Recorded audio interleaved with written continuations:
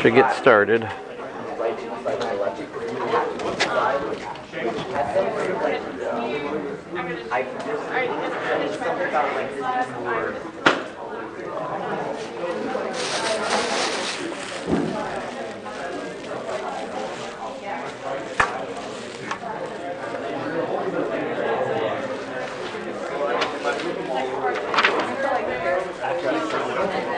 All right, let me begin with a word of prayer. I'll start. Dear Father, we thank you for this day again. I thank you for this class. Just ask you to bless our work today. Help us to just enjoy your creation and help us to glorify you what we do, Lord. In your name I pray, Lord Jesus. Amen. So you may have noticed we have a visitor. He'll be watching you. I should warn you. He's always watching. Sure. We can do a twofer. All right, so any questions before I do some examples here? What? You write something on the board? Yes. Why do you want to write on the board? No. You can write on the board over there. How about that? Okay. You can, whatever you want on that board. No. Over there, that one. All right, so, yes, this is...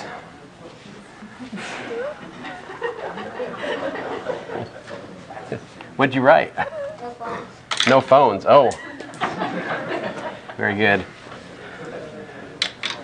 It's kind of it's going to be an uphill. Uh-oh. I think someone's violating your policy already.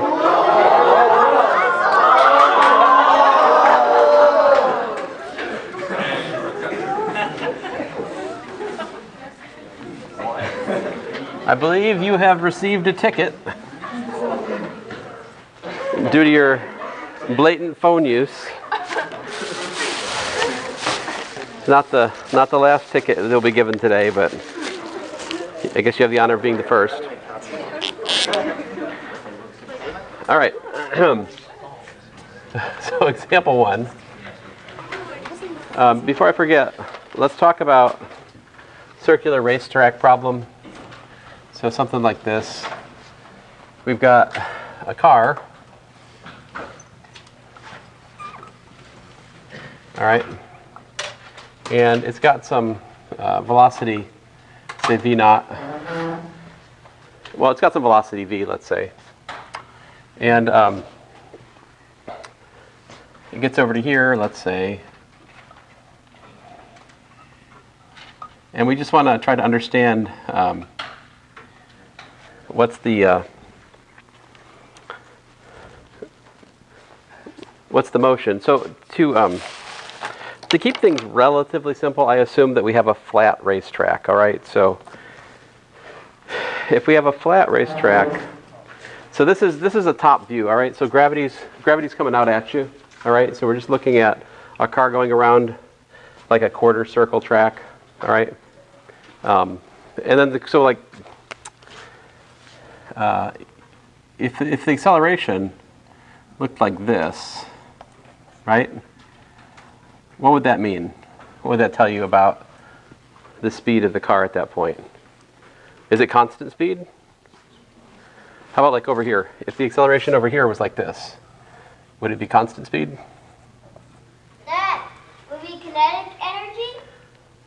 They don't know about that. Don't tell them. That's a secret. It's called using your energy. That's like next week. Don't tell them. That's not even part of math. It's science. Spoiler alert. Don't listen to him. Let's see here. So, all right. Very good, Benjamin. Benjamin likes energy. So here's the deal. If it's going in a circular motion, right, we have to have that the centripetal acceleration, right, has to be what? V squared over R. That's a non-negotiable. If it's going in a circle, there must be this center-seeking component to the acceleration. However, if the car is speeding up, what else can there be? There can also be a tangential component to the acceleration, right? So like this piece here, this to me up to the limits of my artistry looks like, constant speed at that moment in the motion. But over here, if the acceleration vector looks like that, well, there's two pieces, right? There's the center-seeking part, like so, right? Like this is AC. And there's also this other piece down here, right? The tangential part. And so in this situation, the magnitude of the acceleration would be the square root of the tangential part squared plus the centripetal part squared, right? We had other formulas for that, right? So that's like the square root of, let's see here, dv dt squared plus v squared over r quantity squared. Because before, in another class, we derived that the component of the tangential part of the acceleration was given by the change in the speed per time, instantaneously speaking. And the centripetal part was given by v squared over r. All right. So let's talk about the physics. We couldn't talk about the physics before because we didn't have forces, right? We could only talk about kinematics. But now we have force. So we can ask the question, how are these kinds of motion possible? So what's actually going on? Like, how does the car stay going in a circle if I was to, like, I have what? I have mass times acceleration is equal to what? What are the forces involved? Friction, right, the force of friction plus what? The force of gravity? Anything else? Yeah, there's gravity. That's where the friction's coming from. I mean, yeah, This is force. and then, of course, the normal force, right? So if I draw like a side view of the car, right? Then you know what's going on here, right? We have basically what we've got. The normal force effectively is acting upward, right? The gravity force, which is mg, is acting downward. I'm still using this mysterious particle model, which says that we treat an extended object as if it's just a single point, right? This is a toy model. It's an approximation. It's the one we always work with until we know better. So those are the vertical forces, right? And in my other picture, they're coming into and out of the board, right? Gravity goes into the board. So what else is there? Force of friction goes where? I have a hard time picturing it actually, but the force of friction has to be directed in such a way that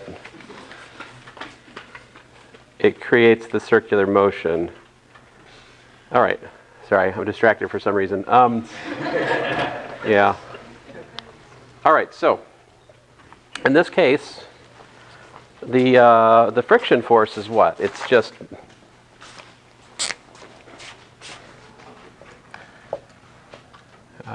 I'll just talk about the magnitude of it, right?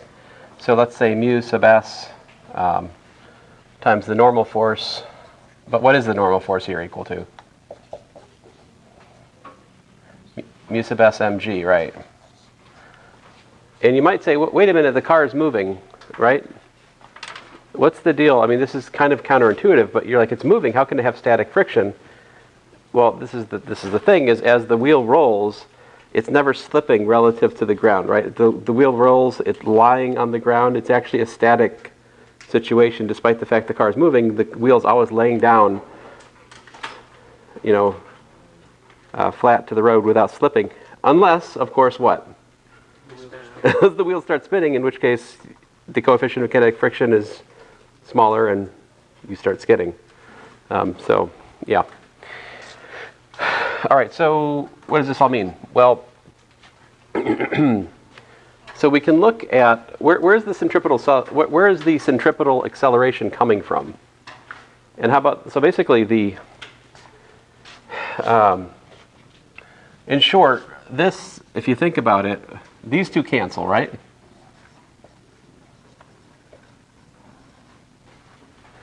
And so the way friction works is that it's going to be directed in whichever direction it has to go in order to achieve the motion that's in play.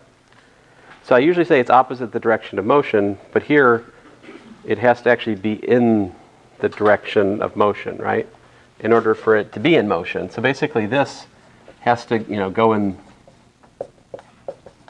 direction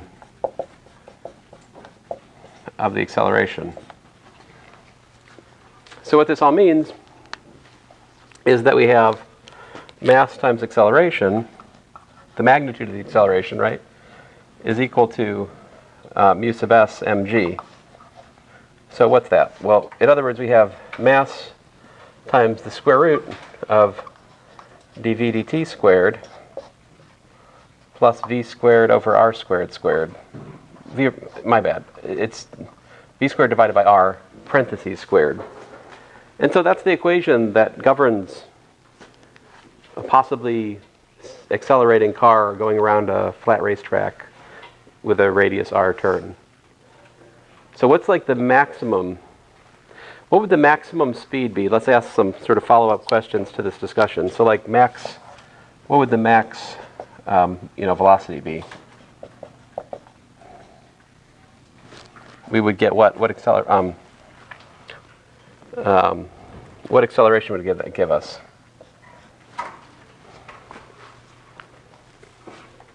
Well, first of all, the max acceleration is going to happen when you know the deal. This has to be what? Less than or equal to, right? I'm sorry, guys. I'm not sure where to put the inequality. I guess I should say. See, this is annoying. So I'm forced to write the following. I have to amend my equation, right? So this is the force of friction. You know the deal. That's the max force of friction, right? So this in principle could be greater than or equal to that. If I do that, though, I'm forced to write the MA over here. This is, after all, a kinematic equation. Like this is equal to A, just like that. So why do we even need the mass? Because the mass just be divided out. Yes, the mass could be divided out. Absolutely. You are correct. So the mass of the car is somewhat immaterial in this problem. Like, it doesn't matter. If you doubled the weight of the car, you'd still have the same potential, like, safe turning radius for a given speed. Right? Wow. You guys got him busy. Oh, for a drink? No drinks? No eating. Oh, no eating. Oh. Wow, you're mean. I don't impose that. I don't know. Okay. Don't worry, he won't be here next time. It'll be okay. Oh, what? Am I getting a ticket? Yes. What'd I do?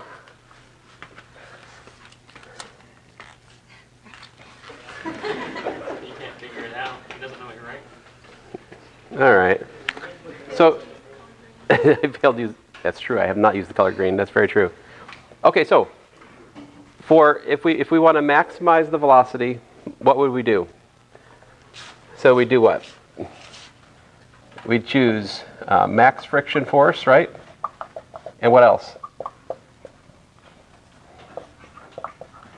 If we can choose it, we'd make dv dt equals to 0, right? So it's not speeding up. That would give us the sort of maximum velocity possible, right? And so what would that velocity be actually? We'd have mu sub s g is equal to what? The square root of 0 squared plus v to the 4th over r squared, I think. So apparently the max speed would be what? Let me do an algebra step here. Mu sub s g is equal to 1 over r, I think times v squared, right? Because this is speed, so it's positive. So it looks to me like the max speed in this situation would be like the square root of mu sub s gr, if I'm not making a mistake somewhere here.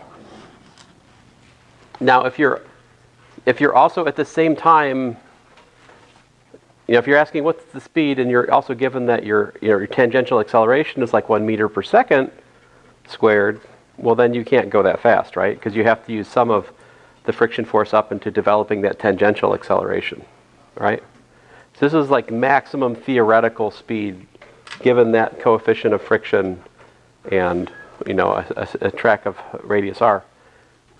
I guess it's kind of interesting to think about what's the difference, right, if you put like 0.7 from u sub s versus, say, 0.2. What's the difference there? I spelled brain. How do you spell what? Brain. Brain? Why you got to spell brain? Something. Something? I don't think I'm going to help you with that. Come on, is it B-R-I-N? B-R-I-N? Nope, you're missing an A in there. B-R-I-A-N? B-R... No, we're not Brian. B... Brian. B-R-A-I-N. Yeah. So, let's see here. Well, anyway, you can think about this formula to understand different maximum speeds given, you know, different radii and so forth for a turn. Any questions about this? There's like a problem in the mission. I wanted to make sure I worked one that shows you the mathematics and physics that's involved here. Yeah? So. And this does at times confuse me because I get so used to other problems where friction just goes opposite the motion. This is a very different situation, right? The friction has to be directed in such a way that it allows the motion to happen, right? If you're going in a circle, your centripetal acceleration has to be v squared over r. That has to come from somewhere. It has to come from friction, right? Otherwise, you're not going in a circle. You just fly off the exit ramp, like my well, I won't talk about my family, but he did not appreciate this distinction between wet and dry roads, and it's an expensive mistake to make. But anyway. Could you draw where the friction vector would be from the top down point of view? From the top down, where would the friction vector be from the... goodness gracious. It depends on whether we're talking about this situation or that situation. Let me attempt a three-dimensional picture, foolishly. So if this is the thing, if the car's over here, right, then the if it's constant speed, then the force of friction should just be center seeking, right? If on the other hand we're actually speeding up, like say over here, suppose you're actually speeding up, then the friction vector should be something like it should have like this kind of direction. I'm trying to draw it parallel to the xy plane, but I'm failing. I mean, I don't know. I can't draw this picture. So will the friction vector always be the same direction as the acceleration? I believe so, in this situation. If we were on like a banked track or something, I don't know. I haven't studied that recently. So, but in the flat racetrack case, what's happening is the gravity force and the normal force are canceling. Now, if I had a additional, I put a wind sail on the car, and then I start having like an easterly wind blowing on the car, well, that would ruin things. But in the absence of other forces, yeah. If it's like this. But. Don't we need a force coming the other direction that all forces are equal? No, we don't. That's the thing is all forces don't have to be equal. In fact, they must not be equal if we're going in a circle. All forces must conspire to give us ma in the form that a is not zero. A is not being balanced out here. A is center seeking, or possibly with also a tangential flare to be increasing the speed. So it's not like these equilibrium problems where we have a balancing. But let's look at another one. So the thing I haven't done for you guys yet is we haven't done anything with a pulley yet. Let's add a pulley. Ooh, I know that. You do know that. You're excited about the pulley? All right, very good. So a pulley, we'll put this mass M here, big M. I'll call it M1. And then I'm going to put these are very hard to find strings, but this is a massless, unstretchable string. So it doesn't stretch, it has no mass, and like the pulley that it's strung over, also has no mass. So like all of the mass that we're talking about here is concentrated in mass 1 and mass 2. all right? And I'll call this angle down here theta just for the sake of giving it a name. Then the question is, right, and I'm tired of friction at the moment, so let's suppose that there is no friction here, all right? What happens? What are the equations of motion here? How to understand it? So what you want to do, we've got two bodies. We have to draw a free body diagram for both, all right? So like, well, I'll do M2 first. M2 is easy, right? What's the free body diagram over here? You've got this force like that, right? What's that called? Yeah, tension. The tension force goes up. And we got what? Force of gravity. M2G goes down. Now, those don't have to balance. Why?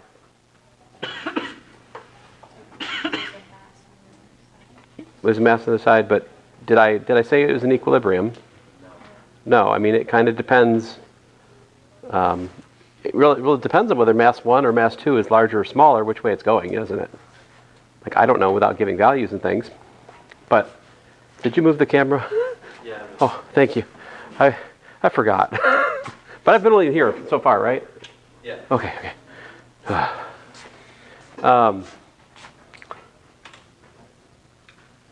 What's today? Monday. It's been a long weekend. All right. February 10th? Oh, yes, it is February 10th. Is that a special day for you for some reason? I'm right here.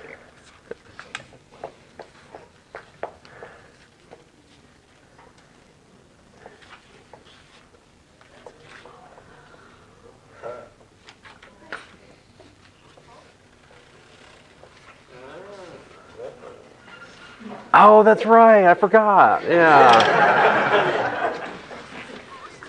Happy birthday. Happy birthday. Happy birthday. Thank you.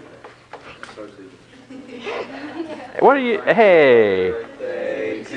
Oh, no. Happy birthday to you. Happy birthday, dear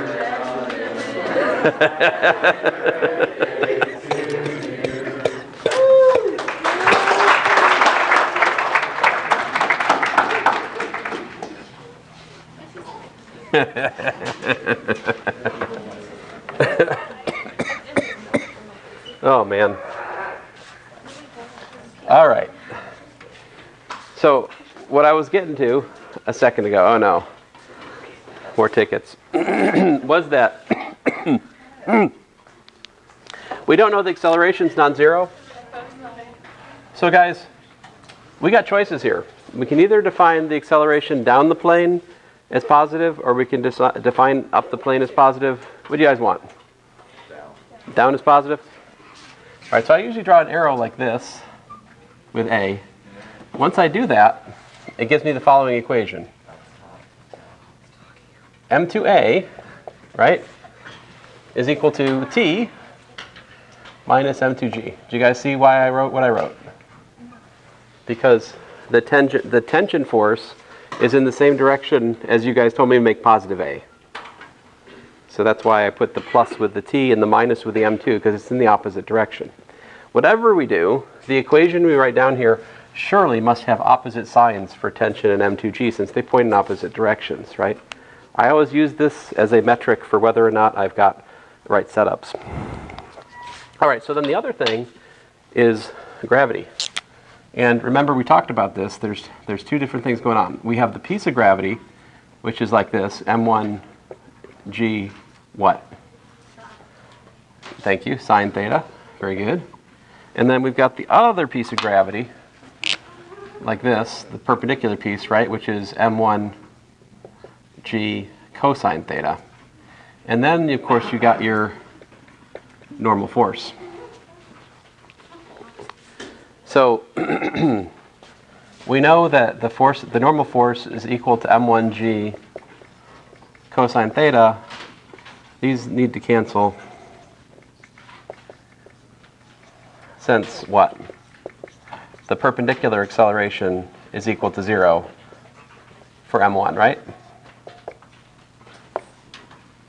Just saying. We have that, right? So essentially the only interesting thing for M1 to think about is the parallel direction. In the parallel direction we have what?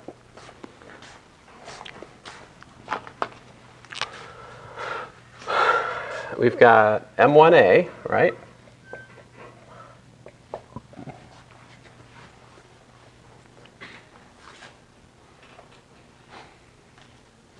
Benjamin, you need something to do. Why don't you go close the doors in the back? Thank you. All right, so, yeah, so which one gets the plus, which one gets the green one, right? That's going, I forgot to draw something, didn't I? So we got M1G sine theta here. And I forgot to draw the tension force, right? Now, how big is this tension? The answer is that tension has to be, Benjamin, the other door, man. That tension has to be the same as the tension we were just talking about, right? Think about this. If the tension wasn't the same, then the rope would have to stretch. If there's a net force on the rope, then the rope would be stretching. Okay, anyway. Actually, there's more to say about the tension. Actually, the tension's pulling on the wheel, right? And then that is pulling, I mean, like the wheel's turning the tension force around in some sense. All right, enough about that. So we have M1G sine theta, what? Minus T, right?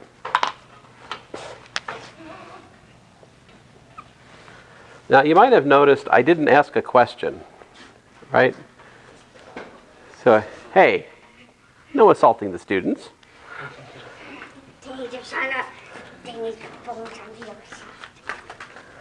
Did you find there were phones? Yes. Offensive phones?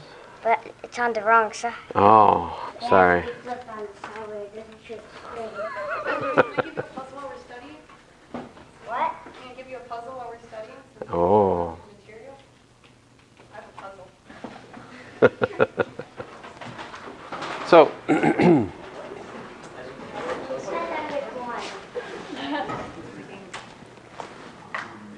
oh. Better go sit down and work on it, Benjamin. All right. 5 minutes later. So, I didn't, Benjamin, go sit down and work on it. So, you notice I haven't actually asked a question, right? So what am I doing? What I'm doing is I'm trying to show you how we set up Newton's laws, right? If we understand this, we can answer a multitude of questions that come from this kind of situation, right? Like, if I tell you one mass and I don't tell you the other, but I do tell you, you know, the tension force, you could figure it out. I can take away pieces and give you the remaining pieces, you can figure it out. So here, what if we want to find, for example, the acceleration as a function of theta? What do we need to do? What is this? What are we looking at here? We got what? I think, yeah?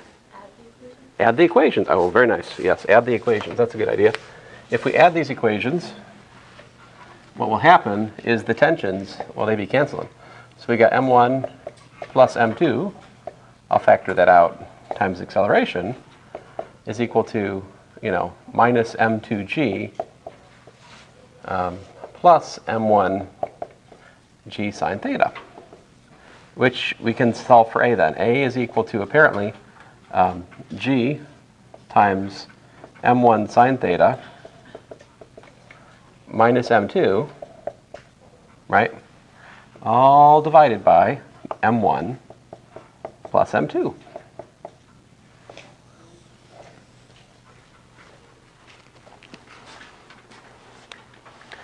The interesting thing is we didn't actually have to decide whether M1 or M2 had a larger value, right? Like setting this physics up correctly, it automatically treats both cases at once. Let's see here, let's make a specific choice, right? Let's add a condition. So let's suppose, you know, theta is 30 degrees. That makes sine of 30 degrees what?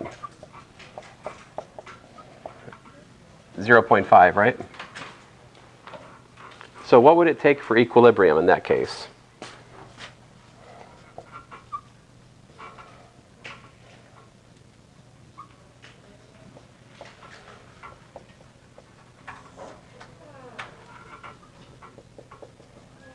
So here's my formula for acceleration. Equilibrium is what? When the acceleration is 0, right?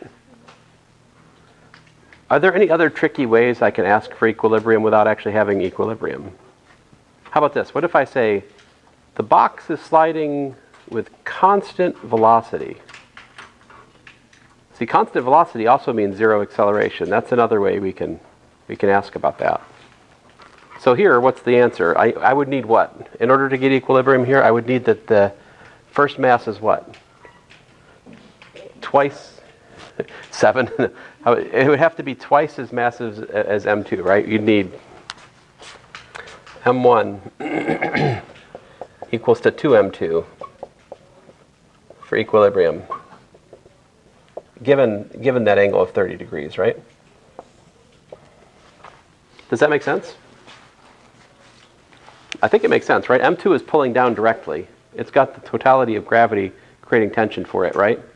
On the other hand, M1, it's having its gravity essentially halved because half of it's going into like opposing the normal force, only half of it's actually acting to create tension, right? So you have to have twice as much mass in order to create equilibrium in this particular situation. Did you get it, Matthew? Benjamin? Oh, very nice. Do you have any other puzzles? You can actually make more shapes if you want. You can make like 10 of them. Well, you better get to work. When I see another shape. I'll count for you. All right. All right. Any questions about this one?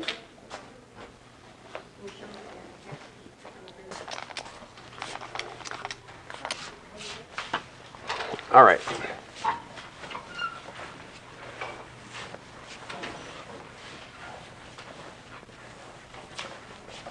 So my next example for us today is about Newton's third law. We haven't gotten back to Newton's third law yet. We should. Of course, there are more examples with, oh, you got it. Thanks. There are more examples with pulleys and planes and such, and it'll probably work more in a future day. But I think at the moment I should probably talk to you about the problem of contact force.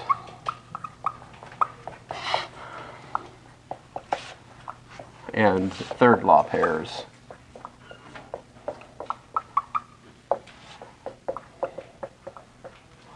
All right, so we'll start out somewhat easy, relatively easy. So here we go. We've got, we'll make it a frictionless plane, just so we don't have that wrinkle to deal with. And I'll put mass 1 like here, all right? And then I'll put mass 2 over here, like this, all right? Okay? Then, here's the deal. Mr. Top Hat, well, this is a frictionless plane, so I guess we better, like, screw Mr. Top Hat's feet to the floor or something. Why? You can stop that, man. What? He doesn't feel... That hurts his feet. At least get time to get around. So, I'm going to make him so that he's pushing directly over. All right, there we go.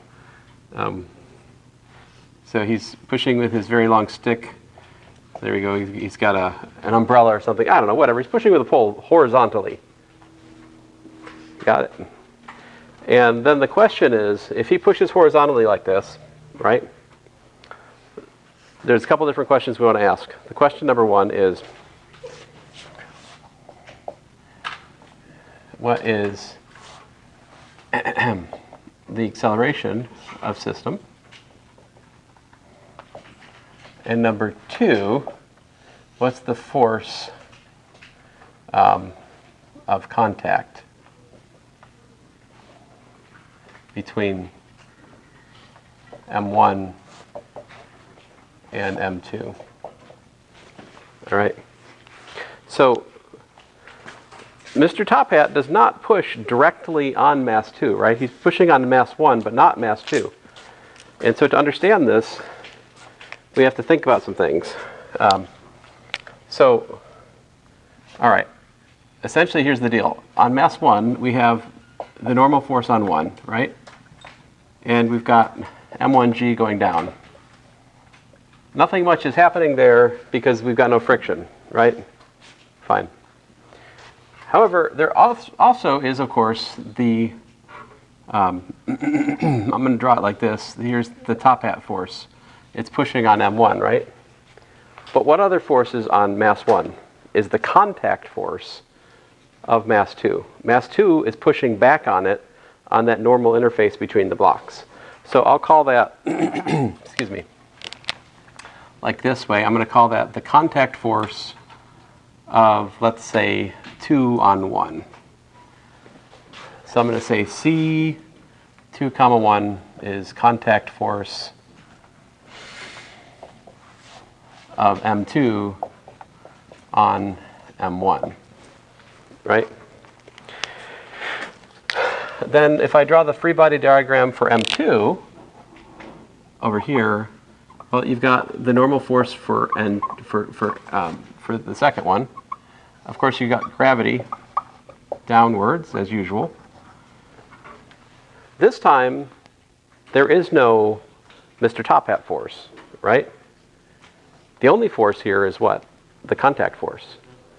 But it's this time we're dealing with what I'll denote as, and there's no significance to the length of these vectors, it's just an organizational diagram, okay guys? C12, which is contact force of M1 on M2. All right, so this is our first example where we're really using Newton's third law in a way which is noticeable, more so. I mean, I think, truthfully, in some sense, the normal gravity thing, that's a kind of third law thing there, I think. That's my feeling about it, but I could be technically incorrect. I am, after all, only a master's in physics. Let's see here. So anyway, so my point here is Newton's third law simply gives us that C12 is equal to C21 in terms of magnitude. The third law says that, you know, to every action equal and opposite reaction in one language, one system of commentary. But so this is a statement about magnitude. It's not a statement about direction. Obviously, that they're diametrically opposed forces, right? That's the thing, is that the third law pair, the sum of the pairs is 0. All right. Okay, so that's pretty much it for the setup here, since we don't have friction to cloud our judgment. And here we go. So we've got M1 times A is equal to, what we got here? F naught minus C21, right? So, by the way, so like in this situation, well, I won't do it yet, but I usually just replace C21 and C12 with just C because they're equal, but I just put in the plus or minus to indicate the direction. Fine. Now, what about gravity and the normal force? Those are in the perpendicular direction, right? I'm talking here about parallel acceleration, and there's really no, I'm assuming, of course, that the masses are not flying off the plane or something, right? So the magnitude of the acceleration and the x component of the acceleration, they're one and the same, assuming that we're going in the positive direction, I suppose. But anyway, it's a one-dimensional problem, so I can afford this use of sign, like plus A to be rightward, left A to be leftward. Of course, this motion's going to be rightward anyway, so I don't know what I'm quibbling over. Okay, so how about else? M2 what? M2A is what? What am I doing? I'm writing down Newton's second law, right? Mass times acceleration is the net force in the direction of said acceleration. So M2 times A is what? It's, oh, there's just one, right? C12. But what I was trying to say, guys, is like, you know, you can just, you guys watching me?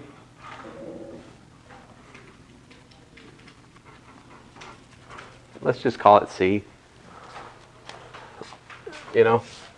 Now, This ceases to be a good idea if there are 3 masses. Right? If there were 3 masses, I can't just say C, because the contact force between mass 1 and mass 2 and the contact force between mass 2 and mass 3 wouldn't be equal, right? But that's a different problem. Now how do I find the acceleration?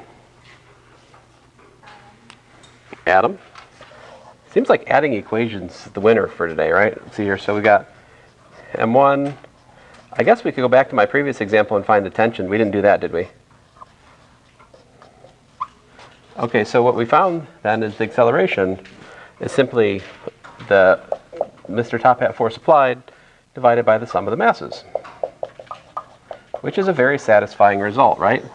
It's as if there's just one mass with the total mass m1, m2. We're pushing on it with force F naught, so of course the acceleration is F naught divided by m1 plus m2, right?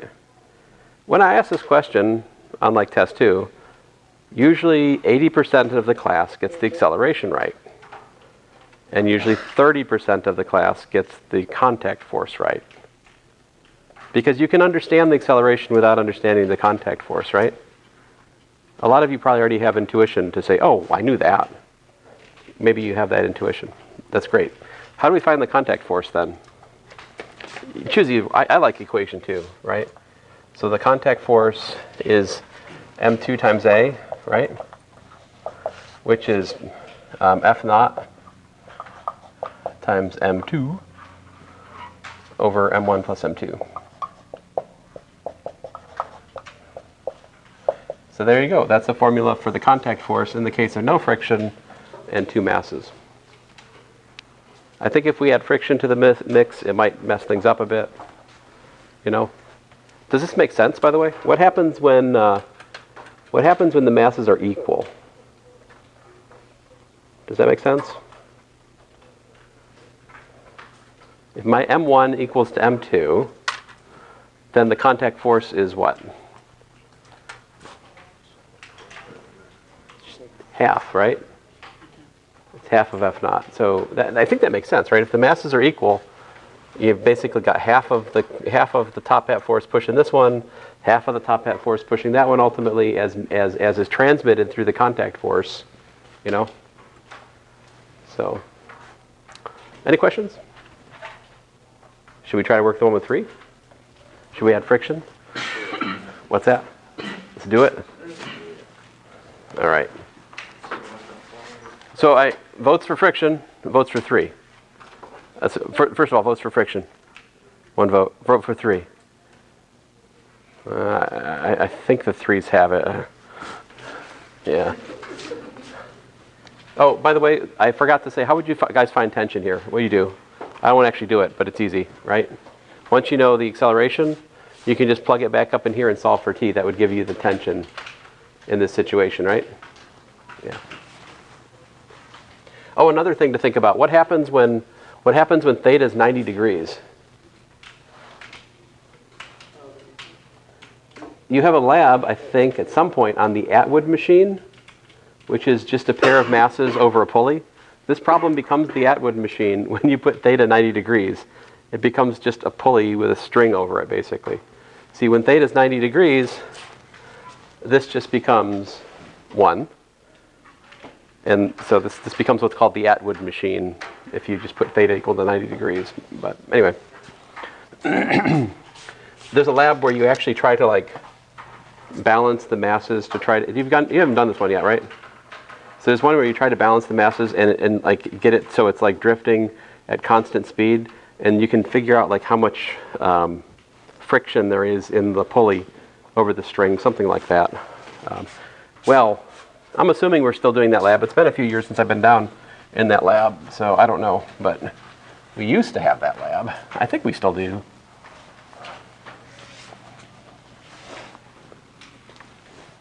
All right, so let's do the three masses. This time no friction because otherwise I run out of time.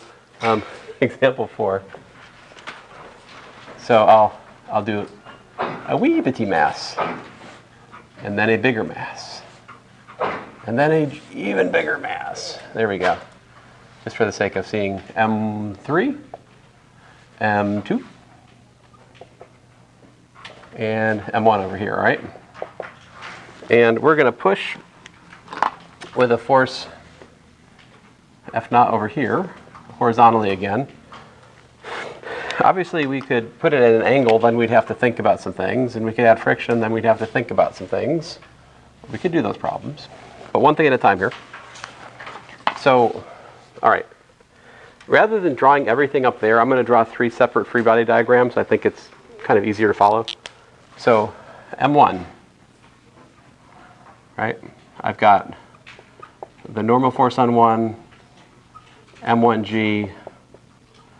If you didn't draw that in this problem, I wouldn't take points off because it's irrelevant to the motion, right? Like, but here we have F naught going that way, and we have the contact force of 2 on 1, right? So this is my M1 free body diagram. My M2 free body diagram, I have the contact force of 1 on 2, right? I've got my normal force on 2. I've got my gravity. And I think that's it. Oh, wait a minute. Hold on a second. What else is going on?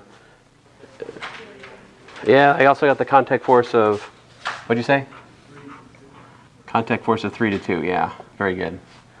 And then I got my M3. I've got my normal force on 3. I've got my mass times gravity 3. And we've got the contact force of 2 on 3, right? So those are my free body diagrams, right? There's an obvious asymmetry from one to the other, right? The leftmost one has the pushing force on it. The rightmost one only has the second block pushing on it. And so here's Newton's laws. M1A is equal to F naught minus C12. M2A is equal to C12 minus C32. M3A is equal to C32, let's say. So I'm making use of Newton's third law, which says that C12 is equal to C21, and also that C23 is equal to C32. But you're probably right. If I was to literally write it down, you'd be right. But I'm making use of the third law in preparation for the algebra that we're about to do. What do you think we should do with these equations? What's that? Add them? It seems like adding them is a good idea. So what happens if we add all 3 of them? Don't tell the other math professors I did this. It's here. M1 plus M2. You want me to factor out the A? Sounds like a good idea. Oh yeah, the contact forces, they be canceling, don't they? So you just get F0. And so I think many of you would have told me this if I just asked this to you, you know, if I'd asked this to you guys. I bet most of you probably would have told me this had I asked. What's the acceleration of the system, right? Given that there's no friction clouding the issue, I bet you could have told me that, right?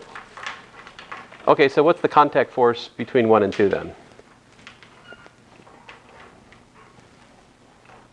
What's C12?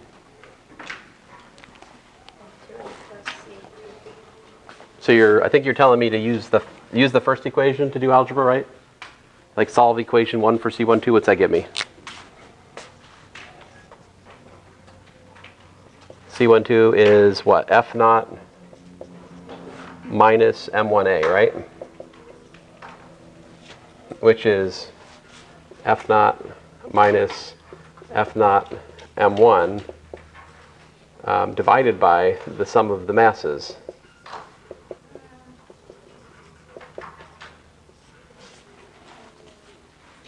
Which we can simplify if we make a common denominator. C12 equals to F naught times m1 plus m2 plus m3 minus m1 divided by the sum of the masses. Let's see here. So what we got? We got C12 is equal to F naught times, looks like just m2 plus m3 divided by the sum of the masses. You know, I bet if I was smarter, we could have done this by like using the previous example twice maybe. I wonder if we could actually solve this problem by looking at it as two of the last problems put together. You know what I'm saying? Is that what this is? If we think about M2 and M3 together as one thing, right? You could think of this problem like it's this mass, right? Versus what?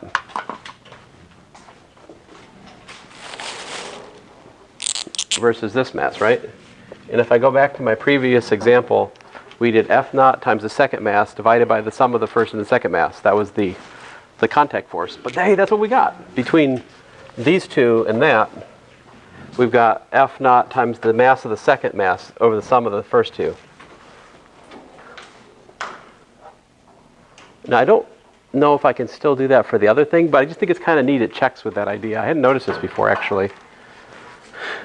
Anyway, I think I'm out of time, but you guys see how to finish it? Would that add with like a fourth object too? Oh, well, one of my pet problems that I haven't gotten into, but I intend to assign sometime to some unfortunate class, is what if instead of having three masses, you have n masses?